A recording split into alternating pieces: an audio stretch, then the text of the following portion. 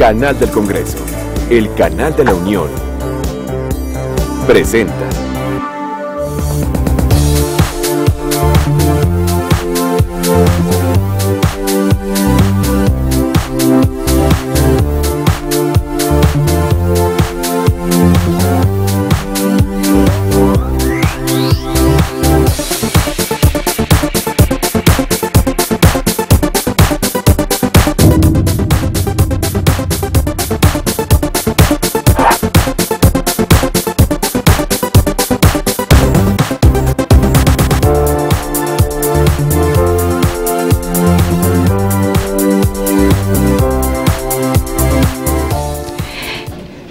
Como siempre, les saludamos con muchísimo gusto. Bienvenido sea toda la teleaudiencia del canal del Congreso. En esta ocasión le vamos a llevar hacia usted uno de los eventos más importantes que están surgiendo aquí en la Cámara de Diputados, que tiene que ver con el Instituto Federal Electoral. Esto es las entrevistas que realizará la Comisión de Gobernación de esta Cámara Baja para elegir al sustituto de Sergio García Ramírez en el Instituto Federal Electoral como consejero. En esta ocasión serán entrevistados 5 aspirantes, cada uno tendrá 5 minutos al principio, en un inicio, donde van a tratar de dar los pormenores únicamente de su ensayo, este ensayo que presentaron en el momento de su registro. De esta manera, los diputados integrantes de esta comisión evaluarán los puntos de vista y sobre todo los pormenores que den a conocer estos candidatos para después, toda esta semana, hay que recordar,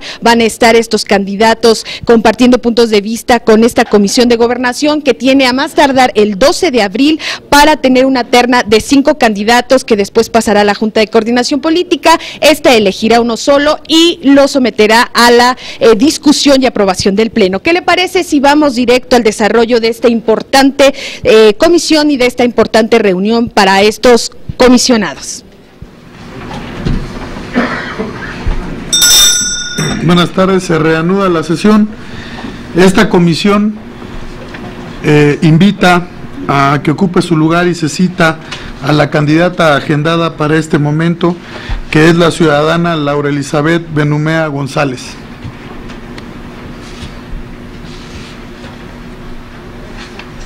Buenas tardes.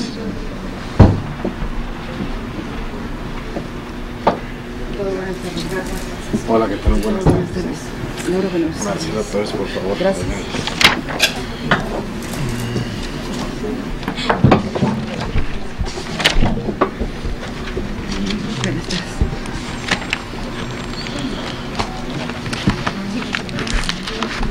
A continuación, le cedo el uso de la palabra a la ciudadana Laura Elizabeth Benumea González, hasta por 5 minutos para que exponga los puntos centrales de su ensayo. Gracias, señor diputado. Buenas tardes. Deseo agradecer en primer lugar la oportunidad que me dan para poder exponer mis planteamientos y mis ideas acerca del sistema electoral en México. Reconozco además que ustedes, los diputados quienes han ostentado cargos de representación popular, pues son quienes conocen en términos prácticos, en términos empíricos, pues las vicisitudes del sistema electoral de calle, por decirlo así, de la práctica, de lo que se da en el día a día y que muchas veces no sube a otros niveles de discusión, como pueden ser a veces las instituciones electorales.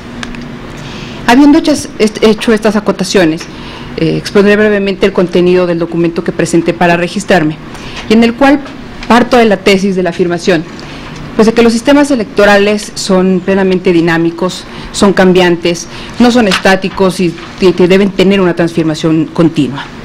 Obviamente los componentes de los sistemas electorales, de los sistemas políticos, están entrelazados, son dinámicos, repito, son inestables, pero son respuesta, son reflejo de las estructuras, de la función social, de estos cambios que se van presentando en todos los recursos que se tienen a la mano por parte de la sociedad.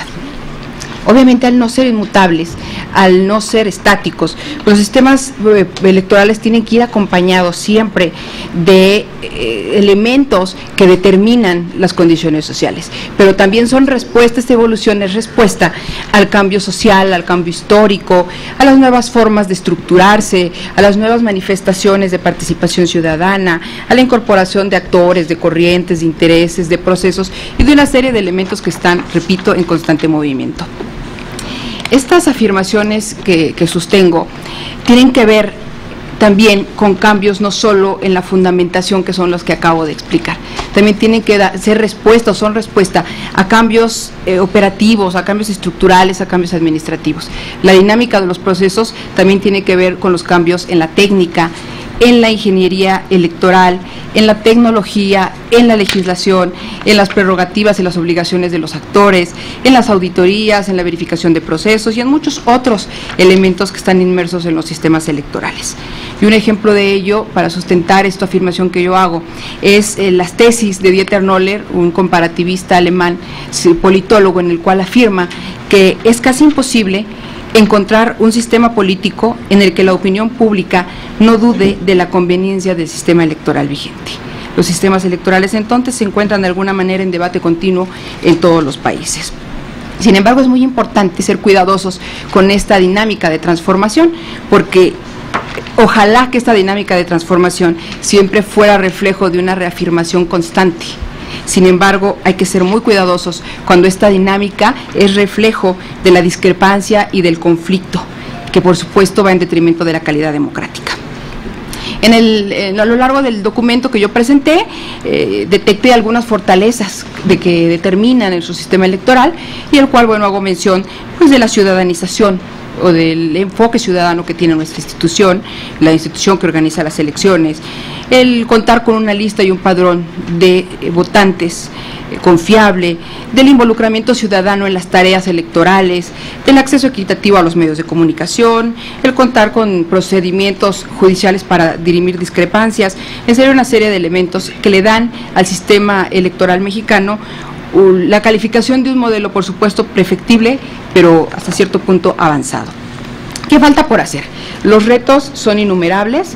Me parece que hay que enfrentar todas las opiniones y tomarlas en cuenta de especialistas, de partidos políticos, de organizaciones de la sociedad civil, de ciudadanos, de actores políticos diversos, que por supuesto tienen ideologías, tienen intereses, tienen presiones y necesidades políticos sociales. Para responder a ello, entonces, el IFE tiene que seguir discutiendo, legislando, difundiendo la cultura política y todos esos elementos de fundamento y de operación. De fundamento me refiero al respeto irrestricto de los derechos de los ciudadanos, el defender los principios y los valores de la democracia, el de generar confianza a las instituciones, de las instituciones a los ciudadanos, el representar a las minorías y a los grupos específicos, en redimensionar la función de la cultura política. Y en la cuestión de la operación, asuntos que se han estado discutiendo y que ustedes conocen muy bien, que tiene que ver con el replanteamiento de los procesos electorales, del voto electrónico, de la abstención, del voto obligatorio, de establecer una verdadera inteligencia financiera, de la fiscalización y de varios elementos que sin duda están sobre la mesa y en discusión constante. Muchas gracias por escucharme. Muchas gracias, doctora Benumea González. Tiene el uso de la palabra nuestra compañera diputada Lucila Garfias Gutiérrez, del Grupo Parlamentario Nueva Alianza, hasta por 2 minutos para formular su pregunta. Buenas tardes a todos, buenas tardes, doctora Laura Elizabeth Benumea. Y en el marco de esta serie de entrevistas que hemos estado realizando la Cámara de Diputados a través de esta comisión con los diferentes aspirantes para ocupar el espacio de consejero que está vacante, a mí me gustaría y le solicito sea tan amable en ampliar un poco parte de lo que usted presenta aquí en su propuesta, y que tiene que ver con qué falta por hacer, mucho por hacer. Me gustaría que ampliara su opinión en relación a qué ventajas se obtendrían si para los procesos electorales se utilizaran urnas electrónicas y obviamente aprovechando los avances tecnológicos. ¿Cómo afecta la autonomía del Instituto Federal Electoral cuando los consejeros no respetan el principio de imparcialidad? ¿Considera que es necesario, para mayor legitimidad de una elección presidencial, eliminar la mayoría relativa para adoptar la segunda vuelta o una mayoría calificada? ¿Y cuál es su opinión acerca de las candidaturas independientes, si se les debe otorgar financiamiento público y tiempo en radio y televisión? Y finalmente, sería una presunta violación a los derechos humanos si se estableciera en el artículo 55 constitucional y en el 7º del COFIPE no tener doble nacionalidad. Le agradezco la ampliación a estas preguntas que me surgen de momento, doctora. Gracias, diputada. Tiene el uso de la palabra doctora Benumea González, hasta por 5 minutos. Gracias, agradezco su participación, diputada. A mí me parece que la utilización de estos recursos modernos, resultado de las investigaciones de la tecnología, como las urnas electrónicas, tienen grandes ventajas porque, digamos que facilitan los conteos, incluso incrementan la confiabilidad del ciudadano, porque depositan su voluntad no en las manos de una persona, sino de unos procesos tecnológicos que de entrada tendrían que ser ampliamente calificados. Es decir, tendríamos que confiar en estos recursos tecnológicos mediante un sustento y una investigación profunda de que realmente son los idóneos para poder depositar esta confianza, y respetando, por supuesto, los principios y las exigencias del voto en este país, que sea libre, que sea secreto, que sea personal, etcétera. Yo creo que la autonomía del Instituto Electoral garantiza la imparcialidad, o debiera garantizar la imparcialidad de los procesos. Ahí me parece que hay que trabajar en este proceso de generación de confianza de los ciudadanos en estas instituciones, que son el árbitro que se creó y que sigue funcionando para la organización de los procesos. Tendríamos que generar procesos de confianza para generar certidumbre en los ciudadanos al momento de emitir su voto, que es la manera en que tienen de expresar su voluntad y de decidir quién quieren que les represente.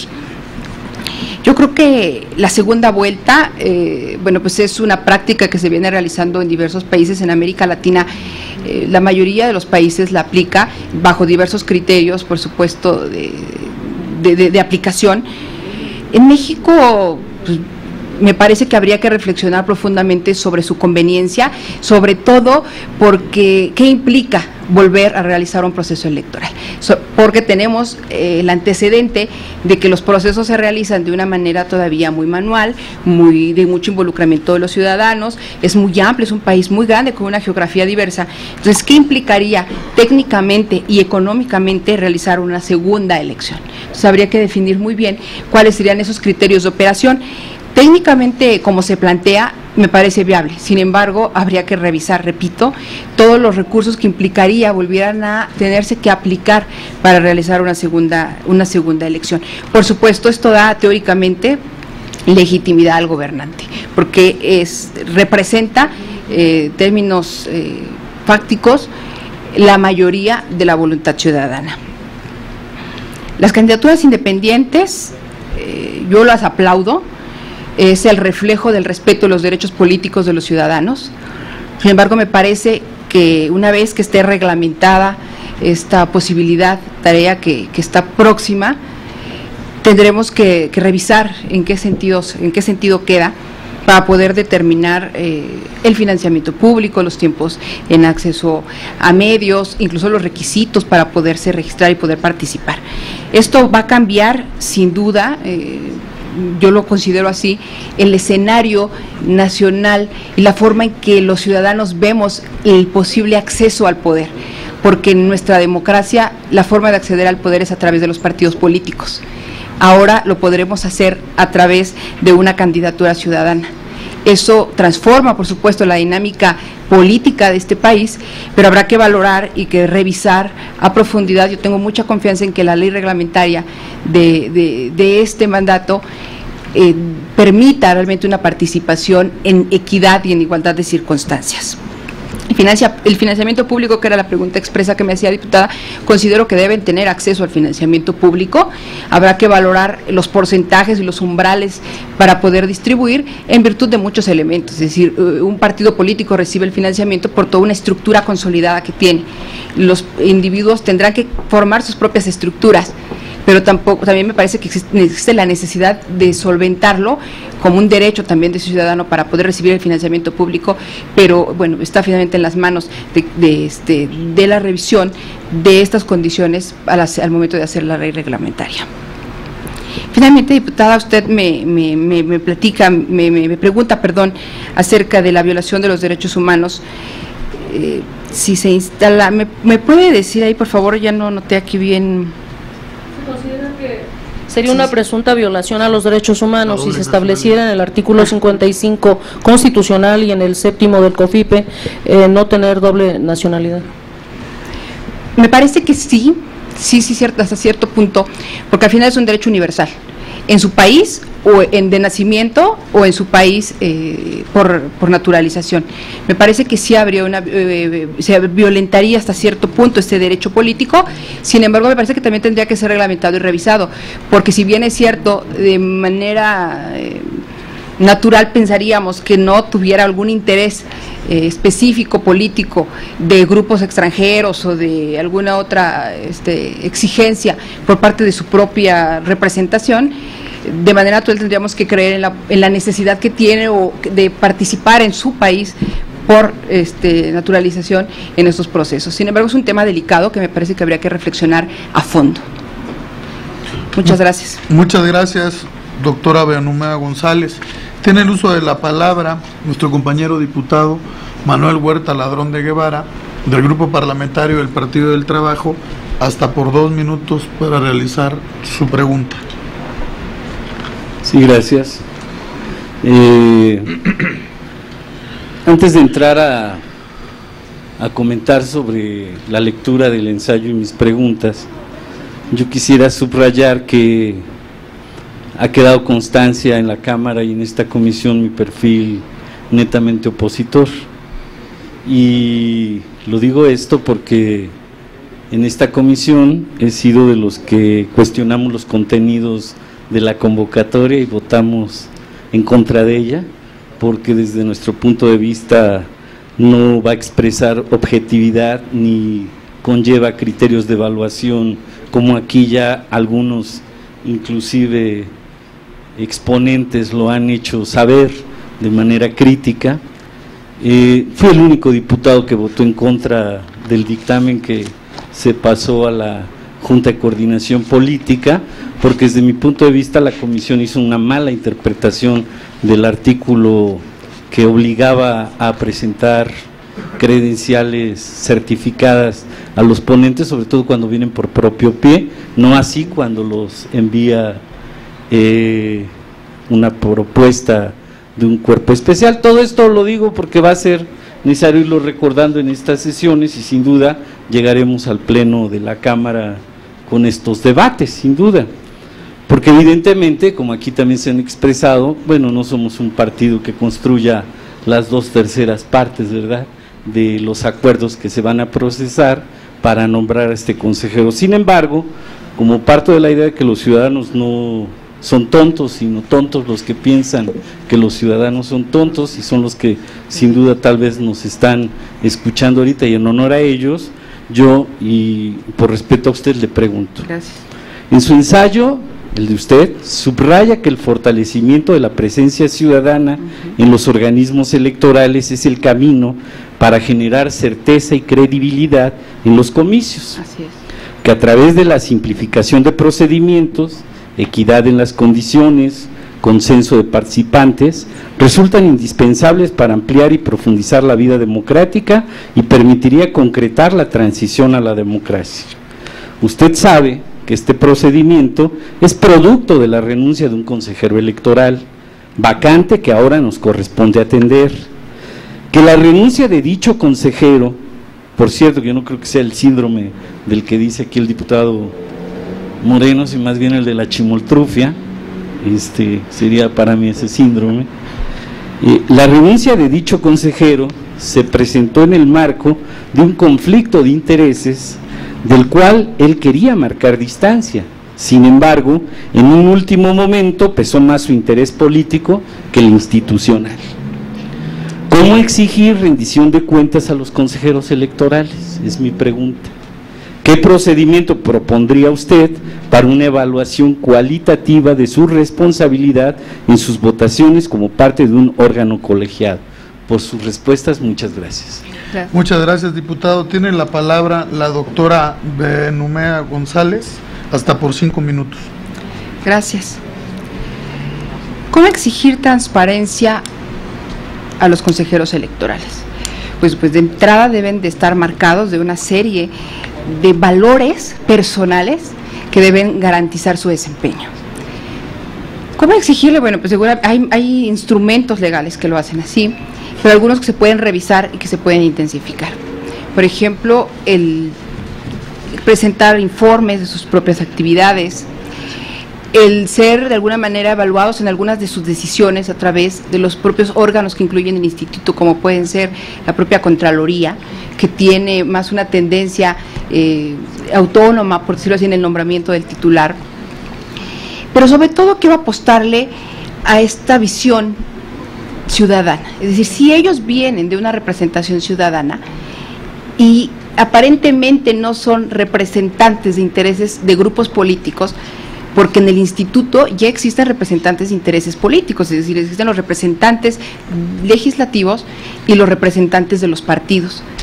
Entonces, teóricamente hablando, los consejeros ciudadanos representan los intereses entonces de la ciudadanía, sino entonces dónde se queda la representación ciudadana más allá de su representación a través de los diputados.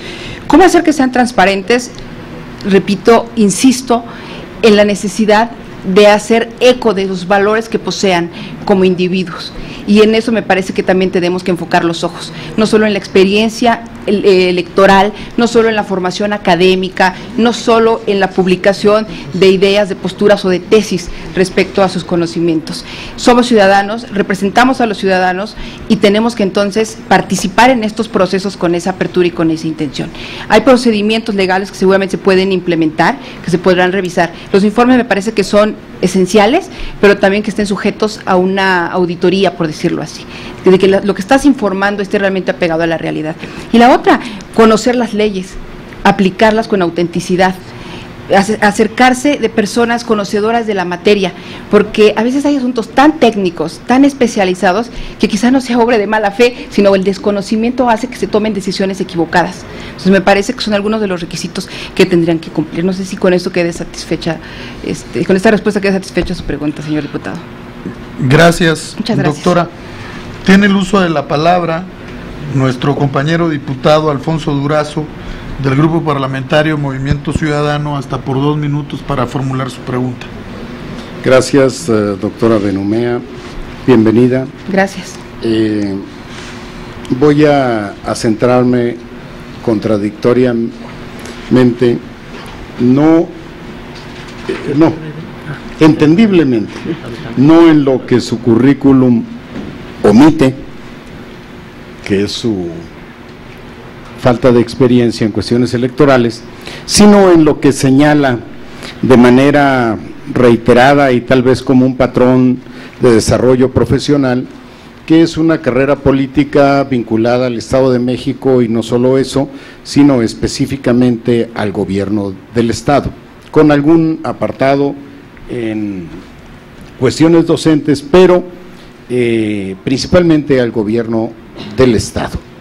Y como hemos visto, la presencia dominante de funcionarios originarios del Estado de México, sería entendible suponer que van ahora por el IFE.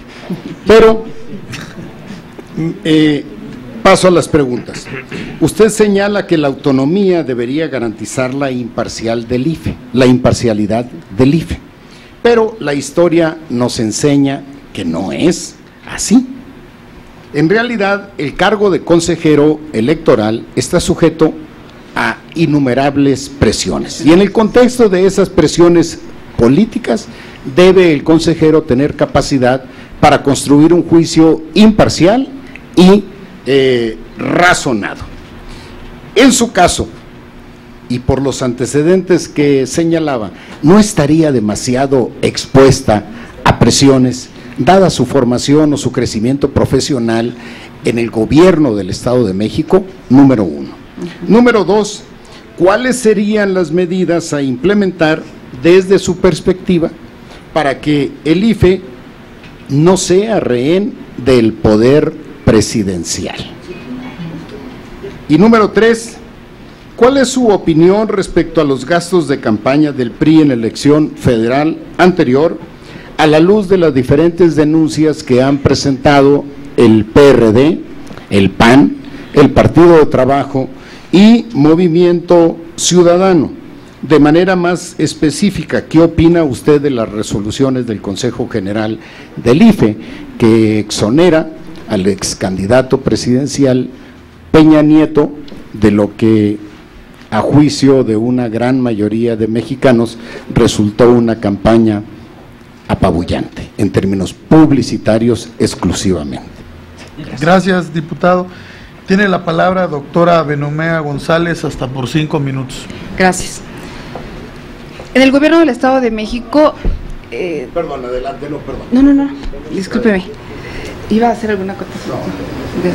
En el gobierno del Estado de México laboré en un área de capacitación política, justo de cultura política, durante 5 años.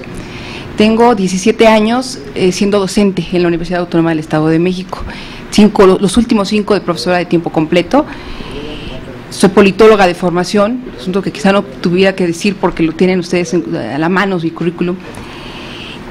Y me he formado en un área que me parece sensible y necesaria para el ejercicio de cualquier actividad humana. En educación para la paz, en resolución de conflictos, privilegiando siempre el diálogo, y en la cuestión del doctorado, que perdón, no soy doctora aún, no tengo el grado, es decir, ya tengo la suficiencia investigadora, soy candidata a doctora en Derechos Humanos, específicamente en Derecho con especialidad en Derechos Humanos. ¿Cómo hacer para deslindarme, digamos, de esta etiqueta? Bueno, igual que cualquier otro mexicano, no sé si afortunado o desafortunadamente ahora soy mexiquense. Entonces, creo que mi aspiración es legítima y afortunado o desafortunadamente nací en el Estado de México y ahí siempre he radicado. ¿Cómo hacerle en caso de ser consejera ciudadana electoral para no estar sujeta a presiones que indudablemente, como bien lo reflexiona el diputado, seguramente existirán, pues tratando de mostrar mi compromiso con la ciudadanía y con quienes tuvieron a bien decidir que yo tenía el mejor perfil para representarlos? ¿Cómo hacer? Escuchando las posiciones, escuchando los planteamientos, pero discerniendo en mi criterio y en mi compromiso cuál es la posición que realmente representa a los intereses de las personas y de los ciudadanos. Sería como traicionar esa voluntad que muchas veces yo siento y que me transmiten mis estudiantes cuando tú argumentas algo en clase y ellos no están de acuerdo. Y después calificarlas mal en el examen porque no concuerdan contigo sería una hipocresía. Entonces me parece que hay que ser congruente con los valores que uno ostenta.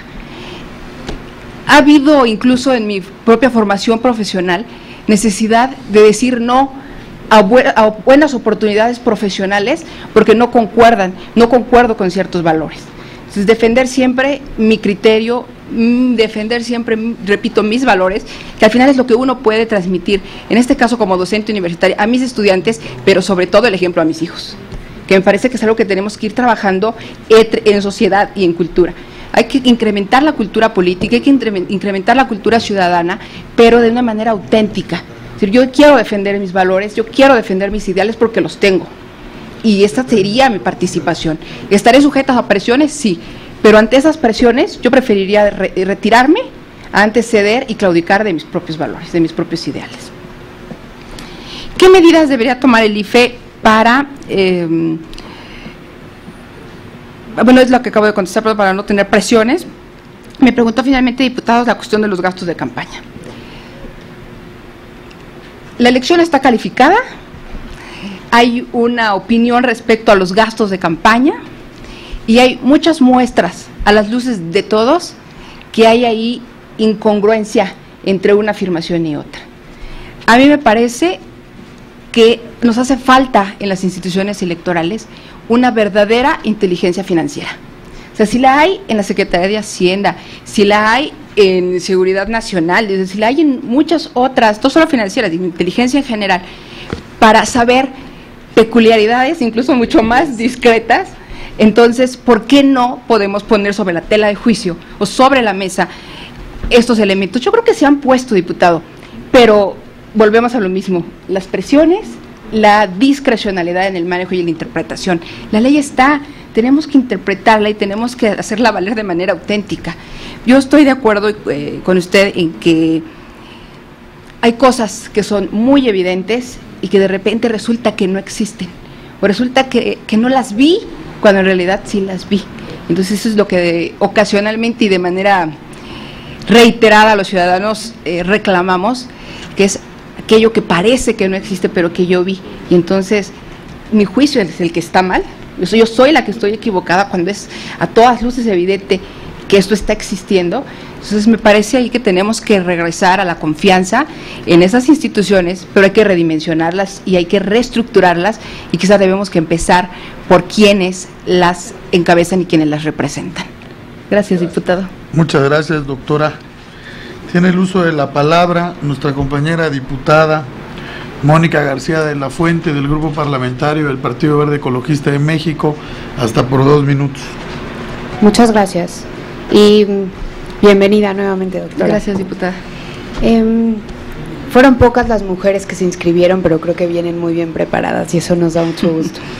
Yo voy a abusar de su expertise en derechos humanos, porque yo quisiera hacerle una pregunta que tiene que ver mucho con este tema, creo yo.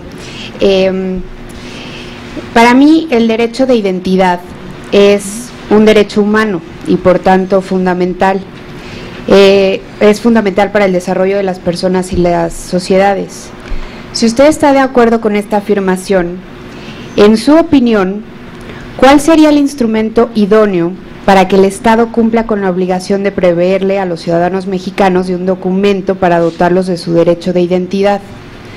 ¿Sería la credencial para votar o bien una cédula de identidad distinta?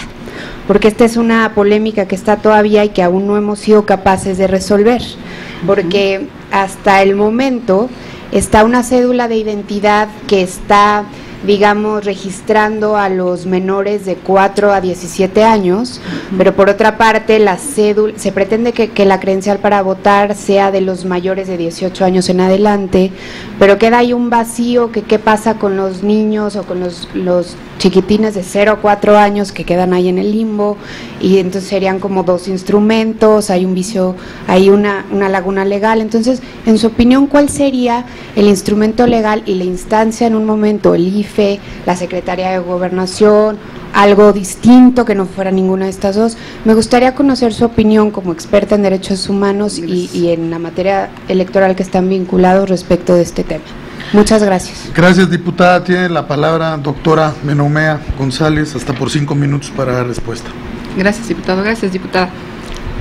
Fíjese que, diputada, que esta pregunta es muy interesante, porque el derecho a la identidad no solo es un derecho que se ha logrado. Me parece que todos los seres humanos necesitamos sentir identidad con algo. Eso es lo que nos hace crecer, eso es lo que hace que nos formemos en algo que queremos, que deseamos y que por lo tanto tenemos que apoyar y que creer. Para empezar, me parece que deberíamos los ciudadanos a tener más identidad con nuestro país, con nuestros valores, con nuestra cultura y por supuesto con nuestras instituciones. Yo siempre he creído que en México surgen de repente iniciativas que son muy buenas, pero que precisamente por la falta de acuerdos no se cumplen, se quedan en el tintero. Este asunto de la cédula única de identidad es un asunto que incluso ya hay un acuerdo en el que tiene que expedirse, pero no ha sido efectivo, no se ha avanzado en esta decisión. Yo creo, diputada, que al igual que en muchas naciones europeas, y que incluso no solo es por nación, sino por comunidad, en la propia comunidad europea, existe un documento único de identidad, que nos garantiza que somos parte de ese grupo, de ese estado, de esa nación, de ese país, de esa comunidad, en este caso sería de este país, y que independientemente de la edad pudiéramos contar con ella. Y yo me atrevería incluso, obviamente lo que voy a decir es demasiado atrevido por todo lo que implica técnicamente hablando, que sustituyera la credencial para votar. Es decir, que con esa cédula de identidad, que tuviera elementos de identidad del rostro, del tamaño del rostro, de lectura del iris, de la huella digital, y una serie de elementos que existen, que ya están y que están a nuestro alcance por el uso de la tecnología, que puede ser una inversión muy cara en un inicio, sí, pero que a la larga, a mí me gusta mucho proyectar, pensar a largo plazo. Hay que tomar ciertas decisiones y atreverse a definirlas y a tomarlas. Para ser concreta, diputada, creo que debiera haber una cédula única de identidad que pudiera ser utilizada para identificarse, para realizar trámites, para gozar de servicios, para pagar impuestos, para votar y para una serie de actividades que vendrían a simplificar considerablemente el uso de las identificaciones. Ahora, la credencial del IFE es la que más se usa para identificarnos. De hecho, muchas personas la consideramos la identificación oficial y en realidad solo es supuestamente para votar. Gracias. Muchas gracias, doctora. Tiene el uso de la palabra nuestra compañera diputada Lisbeth Rosas, del Grupo Parlamentario del Partido de la Revolución Democrática, hasta por 2 minutos para formular su pregunta. Gracias, diputado presidente. Maestra Laura Benumea, a mí me llama mucho la atención su participación, porque hablamos de conceptos que tenemos en común. El tema de la participación ciudadana, que para mí es fundamental en cualquier ejercicio democrático, sobre todo en razón de lo que usted comenta en lo que se refiere al respeto de la voluntad ciudadana. Usted como consejera va a tener ese alto poder de darle certeza y garantía a una elección donde la gente va, deposita su voto, participan o no en campañas, pero al final decide él solo en la urna. Claro. Y que desafortunadamente, a pesar de todos los esfuerzos que se han hecho por tratar de recobrar la credibilidad del IFE, pues esta está cada vez más devaluada por parte de los ciudadanos. O sea, es terrible verdaderamente ver que el instituto pues es un elefante más, que no da certeza ni garantía de elecciones, pero que además la gente ya no confía en ellos. Y se supone que los consejeros, pues al final de cuentas, pues deberían de irradiar cuando menos una mínima confianza. Entonces, en ese sentido, ¿cuál sería su propuesta concreta para avanzar en un trabajo que retome y recupere la confianza de la ciudadanía en ese órgano en el que usted quiere estar, con todo lo que usted y su experiencia le ha dado, tanto de vida como académica? ¿Cómo? Aterricemos los cómo en concreto. Y otro tema que es fundamental también para mí, el tema de los valores cívicos. Desafortunadamente el IFE solamente lo vemos fomentando la credencialización, pero no trabajando para construir una ciudadanía, ni mucho menos para que los ciudadanos participen de manera independiente, porque al final todo se reduce a que voten por un partido político. ¿Cómo creamos desde este instituto una instancia, sin crear más burocracia, porque lo que no queremos es más burocracia, que retome este trabajo y que incentive la verdadera participación ciudadana? Desde los niños, porque verdaderamente es terrible que en muchas escuelas, kinders, primarias, ya sea públicas o privadas, ya ni siquiera cantan el himno nacional. Así de ese tamaño está de grave la indiferencia, el desamor, el desapego. Tal parece que únicamente somos mexicanos cuando gana el equipo de fútbol de México, y todo el año se nos olvida que somos ciudadanos y cómo ejercemos la ciudadanía. Entonces quiero que me platique cómo ve usted esta parte, qué opina. Y también En la parte de las finanzas, ahorita me gustó mucho lo que usted dijo, hay que tener inteligencia financiera.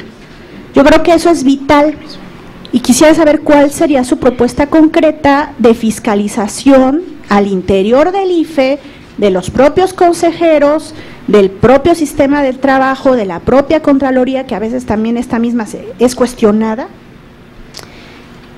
para verdaderamente que sea una instancia transparente, que dé confianza, que rinda cuentas y que todos volvamos a confiar en lo que debería de ser un instituto que regule las reglas del juego, porque de eso se trata. Ahorita cuando usted dice, me interesa mucho el tema de resolución de conflictos, pues yo creo que ahí está la cereza del pastel. Si nosotros aprendemos a convivir, si aprendemos a respetar las reglas y aprendemos a respetar a los demás, este país sería otro. Por sus respuestas, gracias. Muchas gracias, diputada. Tiene la palabra doctora Benumea González, hasta por 5 minutos para dar respuesta. Gracias. Diputada, le agradezco de verdad mucho sus preguntas, porque como usted acertadamente lo dijo, hay concurrencia de intereses en estos temas. Independientemente de las diferencias ideológicas que se puedan tener en una institución, parece que debe predominar, así como en los derechos humanos hay conceptos básicos, mínimos de respeto al ser humano independientemente de la cultura, también debe haber elementos básicos para concebir a los ciudadanos y construir el tema de la ciudadanía. ¿Cómo hacer para darle confianza y certeza a los ciudadanos en sus instituciones, específicamente en el Instituto Federal Electoral?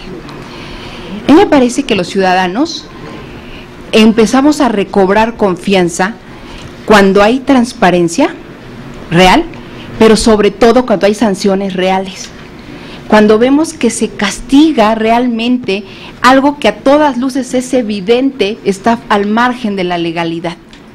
Entonces, cuando el Consejo General, despojándose nuevamente de esas presiones que comentaba el diputado, que muchas veces se tienen para la toma de decisiones, cuando de verdad se actúe de manera independiente y se sancione con todo lo que la ley otorga como castigo, entonces empezaremos a ver que los ciudadanos empiezan a abrir los ojos nuevamente en esa institución y dirá, ahora sí se está castigando, ahora sí se está imponiendo la sanción que amerita determinada acción o como respuesta a una acción.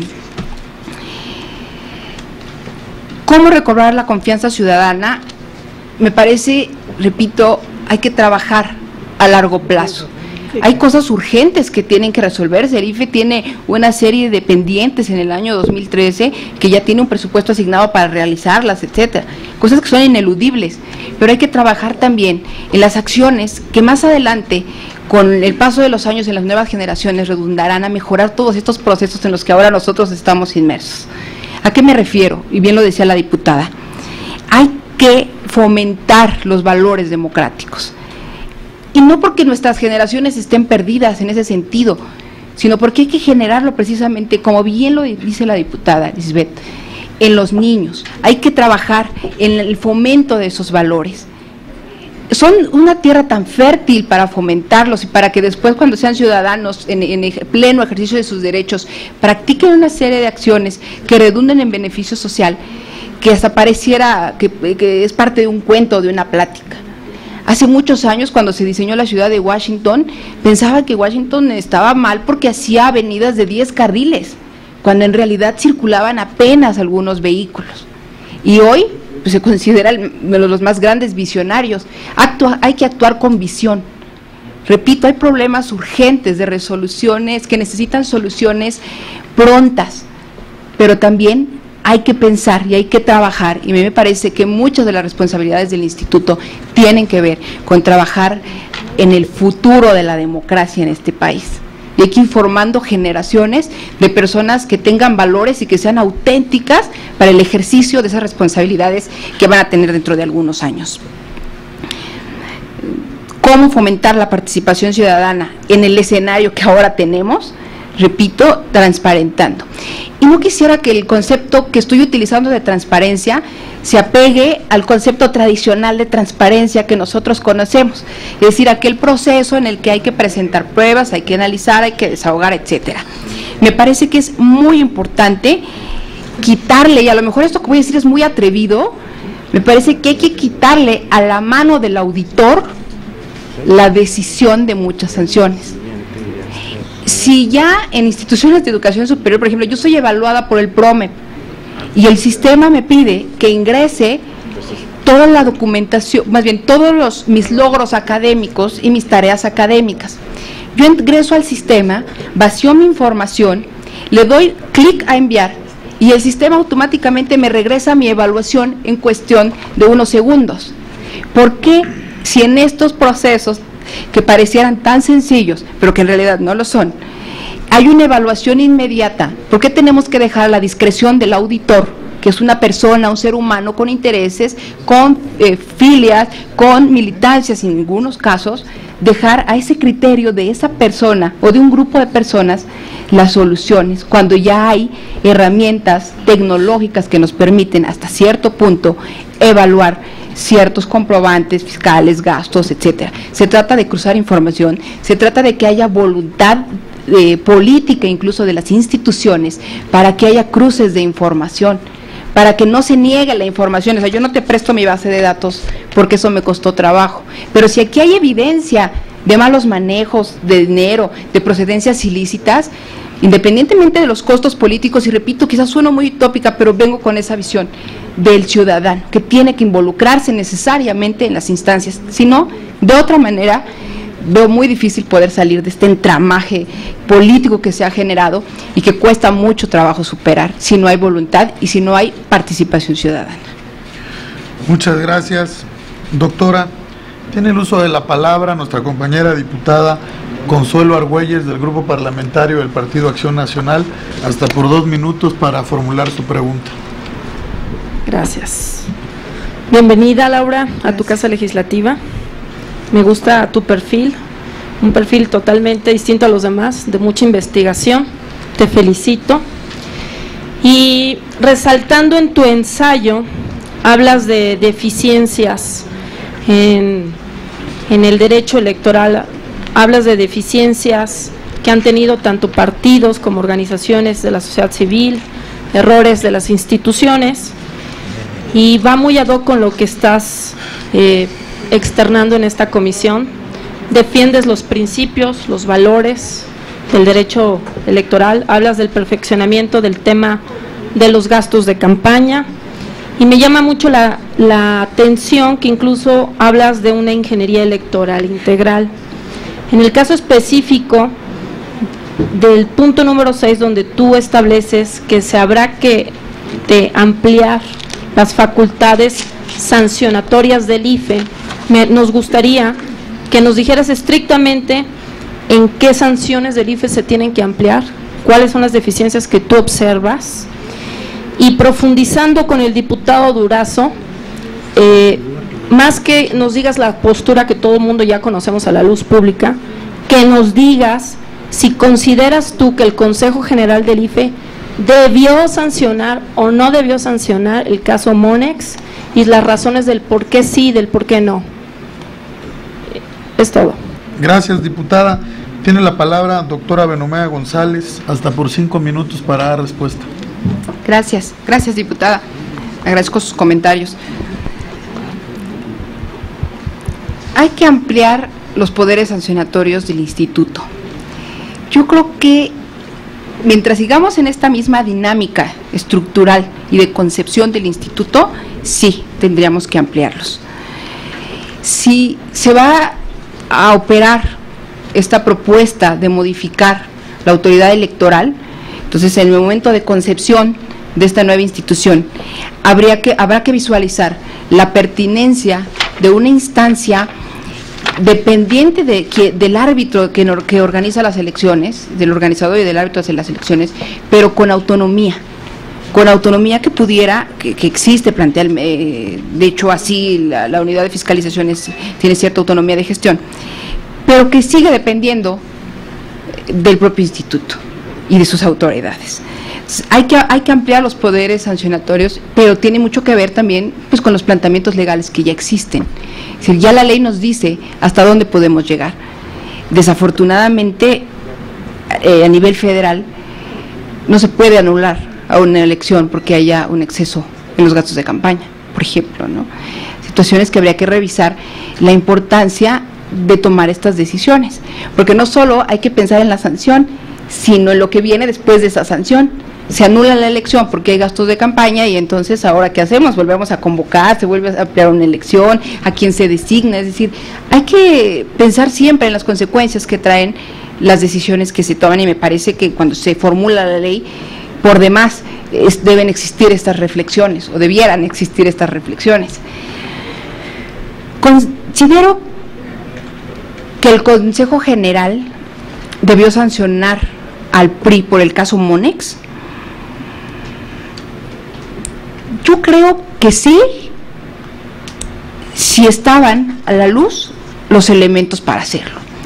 El conocimiento que yo tengo y lo que ha salido a la luz, incluso el consejero Nasif decía, hay dos elementos que a todas luces decían que había violación de la reglamentación, los tiempos en los que se presentaron los informes, los contratos firmados de alguna manera extemporáneas, etcétera. Hay que revisar entonces los procesos de operación y de quien recibe esa documentación y debe quedar fehacientemente registrado. Me parece que también ahora, el decir es que yo entregué mi informe, tiempo y forma, y aquí tengo una firma manual de quien lo recibió, pues de repente complica la veracidad de los argumentos de las personas. Y entonces estamos dejando mucho de muchas de las decisiones a los valores personales de alguien cuando ostenta o deja de sostener una acción que hizo o dejó de hacer. No sé si me explico, diputada.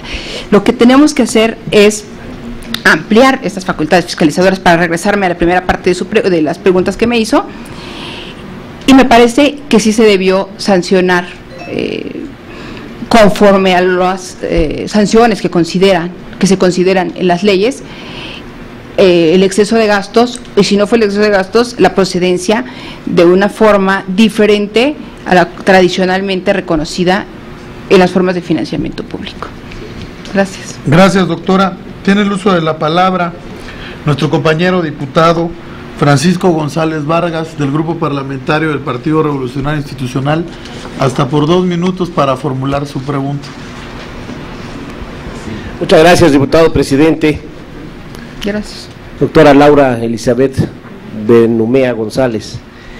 Mire, revisando aquí su currículum y en su ensayo Sistemas Electorales, Procesos Dinámicos y de Transformación Continua, usted señala que las instituciones legislativas, así como el propio IFE, deben entrar en el análisis y discusión de diversos temas que según su perspectiva resultan necesarios para la consolidación de nuestro sistema democrático. Dentro de los temas mencionados, destaca el de la valoración sobre la abstención y el voto obligatorio. Desde su perspectiva, quisiera que me orientara, ¿cuál es su postura personal al respecto de legislar para dotar de obligatoriedad al sufragio en México? Y si considera que esto devolvería la confianza en el sistema electoral mexicano y se combatiría el sistema binominal de altas y bajas.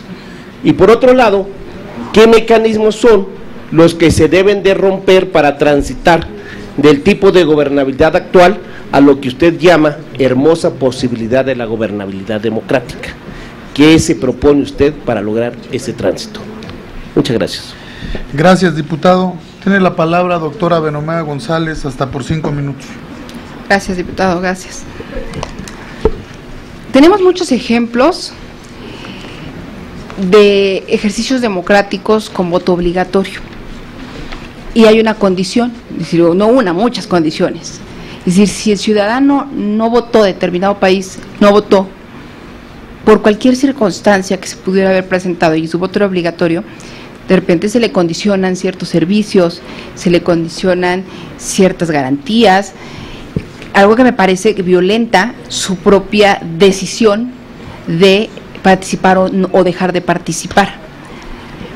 En lo personal, yo no estoy en favor de la obligatoriedad del voto. Me parece que más bien tenemos que pugnar por el convencimiento y el involucramiento ciudadano en los procesos políticos para que acudan a votar de una manera libre, convencida, decidida, y sea una manera de decir si estoy o no de acuerdo con mis procesos, con mis instituciones y con mis candidatos o con los candidatos que se presentan. En lo personal, repito, no estoy muy en favor del voto obligatorio. Me parece que los beneficios son incrementar la participación, pero ¿de qué nos sirven los números? ¿De qué nos sirven los porcentajes? ¿De qué nos sirven las gráficas bonitas en donde nos dice que muchos ciudadanos acudieron a votar cuando no hay una legitimación del poder, por ejemplo, ¿no? Entonces, a mí me parece que también tenemos que trabajar las universidades, las instituciones públicas, las instituciones ciudadanas y los propios ciudadanos desde nuestros ámbitos de desempeño en incrementar la participación convencida de los ciudadanos en los asuntos políticos. Porque también de repente los ciudadanos decimos, es que las cosas no están bien, es que no estoy en favor, es que no hay confianza, es que no hay transparencia, pero tampoco nos involucramos y entonces nos hemos convertido en espectadores pasivos de las decisiones políticas porque no deseamos desgastarnos y involucrarnos en esos procesos que son muy importantes, pero que nos implican tiempo, que nos implican compromiso. Y de repente los ciudadanos también le huimos un poco a ese compromiso y a ese involucramiento, porque es fácil que alguien lo haga por mí, como parte de una sociedad. ¿Cuáles son los mecanismos para transitar a ese hermoso escenario de gobernabilidad democrática? Involucrar al ciudadano, que se entere y que participe. Un ejemplo de ello, por ejemplo, la elaboración de la política pública, que es una teoría administrativa en la cual de verdad suena muy bien, porque los programas de gobierno se hacen por la opinión mayoritaria de los ciudadanos, porque los ciudadanos dicen lo que les hace falta y proponen cómo se debe de hacer. Desafortunadamente, en muchas latitudes, la política pública no es política pública, es política gubernamental, porque sí se toma en cuenta la opinión, pero no se crea, no se diseña en base a lo que los ciudadanos dijeron, sino a lo que los expertos consideran que debe ser. Y entonces yo inicié esta plática diciendo que reconozco que ustedes son los que conocen en la calle las vicisitudes de los procesos electorales, porque ustedes ya tuvieron que tocar puertas para pedir un voto, porque ustedes ya tuvieron que presentar informes de campaña, porque ustedes ya tuvieron que contratar personal que ayude y que toque puertas por ustedes y que haga campañas sin su presencia, y una serie de elementos que son necesarios en los sistemas democráticos. ¿Cómo transitar a ello? Involucrando definitivamente a los ciudadanos, incrementando su cultura política y su cultura de participación, sus valores. Si somos ciudadanos auténticos, si somos ciudadanos honestos, todos los círculos de convivencia mejoran, se hacen más transparentes, se hacen más dinámicos. Es como cuando uno aceita algo que quiere que funcione bien, y cuando está recién aceitado eso funciona muy bien y camina muy bien. Necesitamos aceitar nuestras estructuras, necesitamos aceitar nuestros procesos, pero repito, parte de la voluntad política de las instituciones, de la voluntad política de los políticos, y espero que sea redundante, pero también de la voluntad de los propios ciudadanos para querer involucrarnos en esos procesos. Eso nos construiría ese hermoso panorama de la gobernabilidad democrática. Muchas gracias, doctora Benumea González, y toda vez que se ha agotado la ronda de preguntas para nuestra candidata, se le agradece su asistencia y se llama al siguiente candidato agendado, al ciudadano Arturo Bolio Cerdán. Muchas gracias por escucharme, buenas tardes. Muchas gracias, doctora.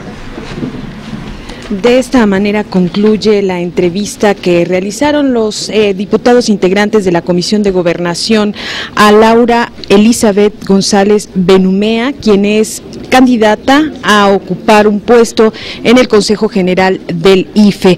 Entre las cuestiones que ella señaló como parte de su ensayo que presentó en el momento de registrarse, bueno, destacó que el IFE debe seguir difundiendo la cultura política del país y se pronunció por un replanteamiento de los procesos electorales en la República.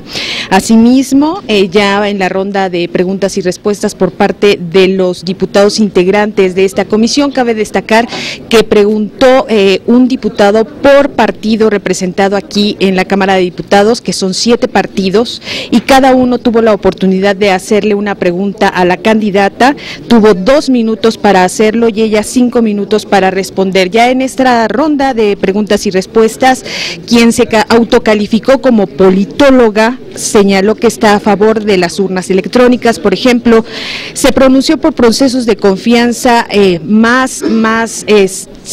con mayor certidumbre para darle precisamente esta confianza y esta certidumbre a los ciudadanos para acercarse a las urnas y emitir su voto. También pidió reflexionar sobre la conveniencia de la segunda vuelta que tanto se ha hablado y que se quedó como parte del tintero en lo que fue la reforma electoral más reciente que realizó el Congreso de la Unión.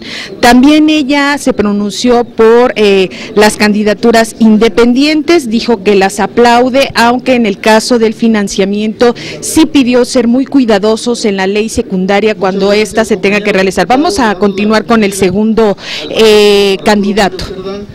Y maestro, le cedo la palabra para que exponga hasta por 5 minutos los puntos centrales de su ensayo. Sí. Muchas gracias. Señoras y señores legisladores, muy buenas tardes. Agradeciendo la oportunidad de participar en este procedimiento, quiero referir a ustedes el contenido del ensayo que he preparado con este motivo y que lleva por título El sistema electoral mexicano después de la alternancia. En el trabajo que presenté a ustedes, después de algunas reflexiones introductorias, expongo que la problemática futura del sistema electoral mexicano solo puede tener como punto de partida los tópicos que han generado desencuentros en el presente y de manera particular aquellos que requieren solución inmediata. Aun cuando son muchos, estimo que hay que colocarlos en su justa dimensión con la finalidad de dar solución primero a los más urgentes. En razón de ello, he propuesto en el trabajo los siguientes tópicos que me parecen de urgente resolución. En primer lugar, el análisis sobre la conveniencia de crear o no un sistema electoral nacional. En segundo lugar, el perfeccionamiento del sistema de partidos políticos.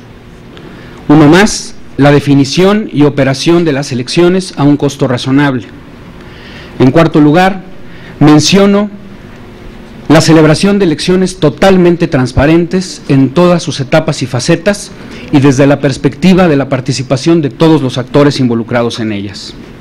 En quinto lugar, señalo el fortalecimiento de la independencia y autonomía de la autoridad administrativa electoral. En sexto lugar, la optimización en el uso del financiamiento público y, por supuesto, la fiscalización completa y oportuna del gasto. Y finalmente, mas no por ello menos importante, refiero la necesidad urgente de establecer los mecanismos a efecto de hacer operativa, eficiente y completa la candidatura ciudadana de reciente incorporación a nuestra Carta Magna. En el ánimo de atender estos problemas, resulta ineludible caminar hacia fundamentalmente dos etapas. La primera de ellas, el establecimiento del andamiaje constitucional primero y legal después, que dé cauce a los procesos electorales por los que habrá de transitar nuestro país en los próximos años. En un segundo estadio, entra en juego, desde mi perspectiva, la responsabilidad compartida de instituciones, ciudadanos y partidos políticos para que aquellos inconvenientes que se han presentado hasta el momento dejen en la medida de lo posible de serlo y se conviertan en resultados positivos que nos acerquen al fin último de la democracia, que como todos sabemos no es otro que el mejoramiento constante y permanente de la calidad de vida de las personas. Los primeros pasos hacia el futuro, por tanto, consisten en que la soberanía, concretamente el constituyente permanente, determine la viabilidad o no de crear y establecer todo un sistema integral de elecciones en los términos en que al menos someramente se señala en el Pacto por México. De ser el caso, por supuesto habría que transitar a la modificación fundamentalmente de los artículos 41, 73, 99 y 116 de nuestra Carta Magna, para posteriormente promulgar las leyes correspondientes, particularmente me refiero a 3 de ellas. La Ley General de Elecciones, que sustituye al Código Federal de Instituciones y Procedimientos Electorales, la ley de partidos políticos que unifique diversos aspectos que hasta la fecha se encuentran al arbitrio de los institutos políticos y que ajusten de alguna manera un catálogo mínimo de democracia y transparencia. Y finalmente, la necesaria modificación a la Ley General del Sistema de Medios de Impugnación en materia electoral. De atender estos pendientes, una vez que se tenga la normativa adecuada para implementar este sistema, habría que enfrentarse a una labor no menos titánica, que es la que tendría que enfrentar la administración electoral y que consiste incuestionablemente en recuperar la credibilidad y confianza que ha perdido entre la ciudadanía. Credibilidad y confianza que no solo debe recuperar la autoridad electoral administrativa, sino de manera particular también los partidos políticos. Estoy convencido de que la mayor obligación de las instituciones será hacer uso pleno, pero siempre responsable, de las atribuciones que les conceda la ley, dejando perfectamente claro que tan importante es la obligación que tienen las instituciones de ajustarse a las reglas del juego de la democracia, como lo es que quienes buscan acceder al ejercicio del poder cumplan con sus responsabilidades. Es a grandes rasgos el contenido del ensayo que propongo a ustedes, señoras y señores legisladores, y por supuesto estoy a sus órdenes. Muchas gracias. Muchas gracias, maestro. Tiene la palabra nuestra compañera diputada Lucila Garfias Gutiérrez, del Grupo Parlamentario Nueva Alianza, hasta por 2 minutos para formular su pregunta.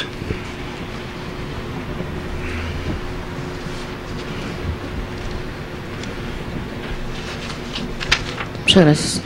Buenas tardes. Buenas tardes, maestro Arturo Bolio Cerdán. Buenas tardes. Lo escuché con atención y leí, por supuesto, su currículum y su trabajo. Y de la revisión de su síntesis curricular destaca varios aspectos. Uno, el cargo que actualmente ostenta como consejero electoral del Estado de México desde agosto del 2009, mismo que concluirá en diciembre de este año. Y el cargo inmediato anterior de septiembre del 2005 a agosto del 2009 como magistrado numerario del Tribunal Electoral del Estado de México.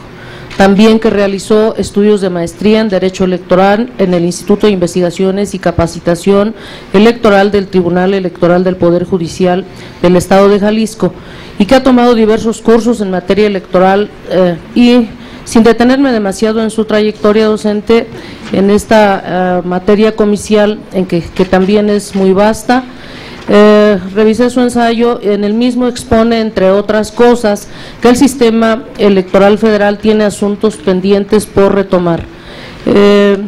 Los temas, los 3 grandes temas que yo observo ahí, menciona que habrá que revisar el asunto de la fiscalización oportuna y completa de los partidos políticos, la democracia interna de los mismos y el tema de la justicia electoral.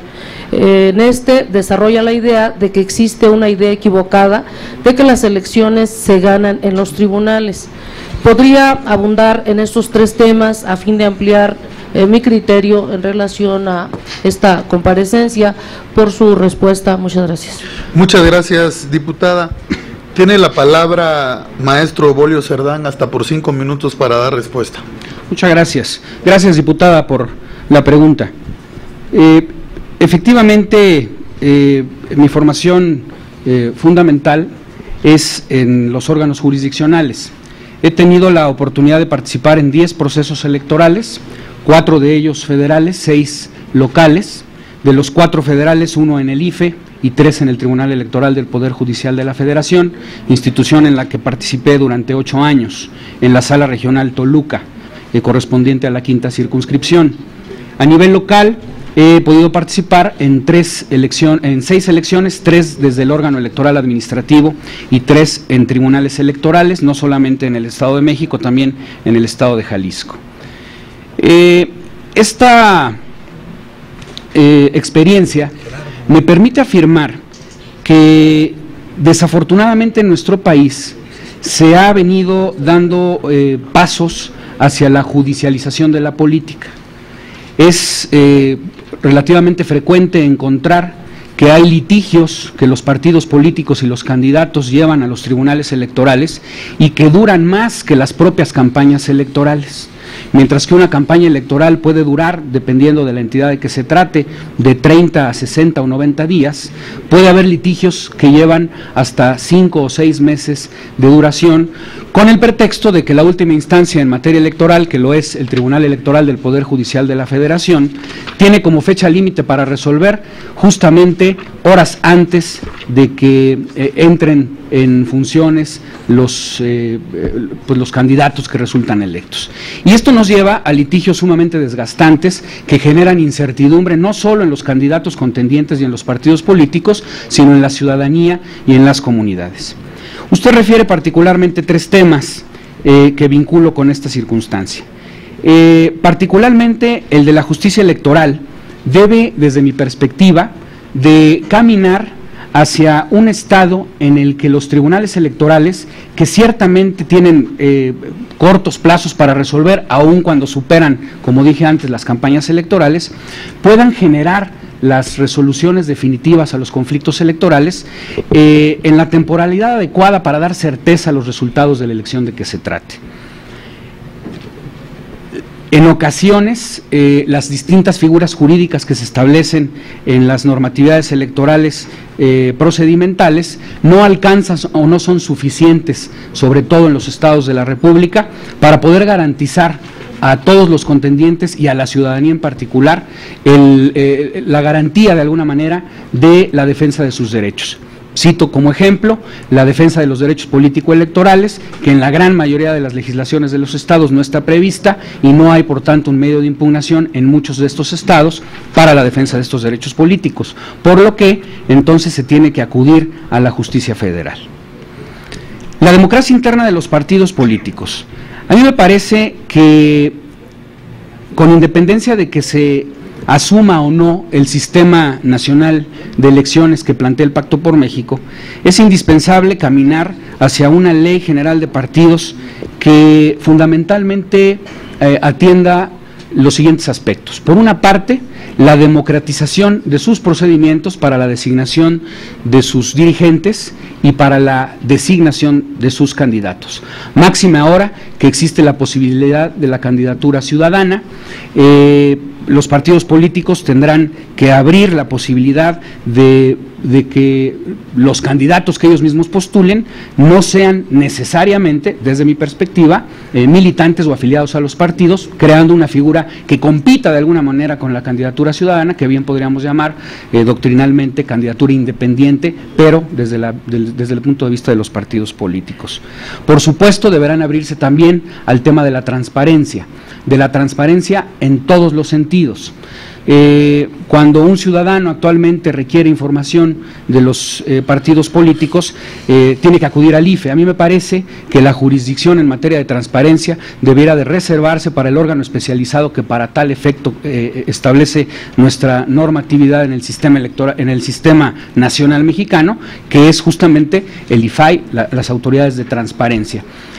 Las autoridades electorales, no solo a nivel federal, sino en distintas partes de la República, con el paso del tiempo han venido abordando temas distintos a la tarea sustantiva que debiera encomendárseles, que es la organización de elecciones. Hay estados en donde atienden temas de transparencia, en donde atienden temas de participación ciudadana, hay estados en donde les quitan la temática o la atención de los asuntos de fiscalización y financiamiento, el caso concreto del estado de Chiapas, y me parece que de alguna manera se tiene que transitar hacia lograr que los órganos electorales del país, llámese uno solo que venga a sustituir al IFE, o en todo caso la permanencia que pueda subsistir de los órganos electorales de los estados, deben de caminar hacia esta meta. Muchas gracias, maestro Bolio Cerdán. Tiene la palabra nuestro compañero diputado Manuel Huerta Ladrón de Guevara, del Grupo Parlamentario del Partido del Trabajo, hasta por 2 minutos para formular su pregunta. Bueno, esperando que no sea premonitorio este asunto del Edomex, como decía el diputado Durazo, más por las presencias de los que nos acompañan, ¿verdad?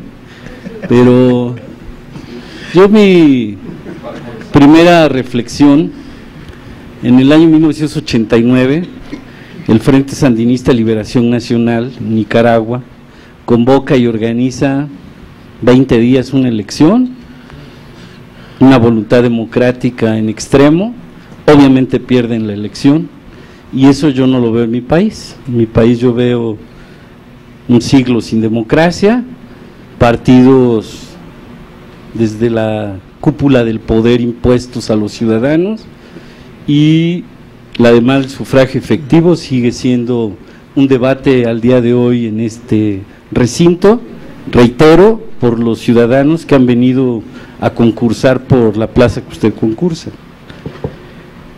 Y siguiendo la línea de mis anteriores intervenciones, refiriéndome a su ensayo, quiero subrayar que usted nos propone la creación y establecimiento de un sistema integral de elecciones que se encargue de conducir la renovación de todos los cargos de elección popular del país: el presidente de la República, diputados y senadores al Congreso de la Unión, gobernadores de los estados, jefe de gobierno del Distrito Federal, diputados de los congresos locales e integrantes de los ayuntamientos y delegados, en el caso del Distrito Federal, a través de una ley electoral general y una ley de partidos. 1. Lo que desde su perspectiva haría viable un Instituto Federal Electoral con los ejes siguientes: A, independencia y autonomía; B, transparencia; C, fiscalización oportuna y completa de los recursos de los partidos políticos; D, candidaturas ciudadanas, partidos políticos. 2, por cuanto hace a los partidos políticos, propone reformas que contemplen: A, democracia interna; B, transparencia; C, acatamiento de las normas en materia de financiamiento. Y 3, en justicia electoral propone un cambio de percepción de los tribunales y administración de justicia pronta, temas que usted refiere deben ser atendidos en el futuro inmediato por todos los mexicanos y mexicanas. Usted aspira a ser consejero del Instituto Federal Electoral. Aunado a ello, tiene una amplia experiencia en la materia, por lo que yo le solicito que en particular señale una propuesta de reforma sustantiva en el sistema electoral federal que pueda ser viable para fomentar la independencia y legitimidad del Instituto Federal Electoral sin modificar en su totalidad al sistema electoral. Solo una reforma que pueda adoptar este Congreso, reitero, para fomentar la independencia y legitimidad del Instituto Federal Electoral sin que se modifique todo el sistema electoral. Le reitero, solo que enuncie una. No hay que perderse en la abstracción de lo general para no concluir nada en lo particular, que es lo que considero que ocurre con su ensayo.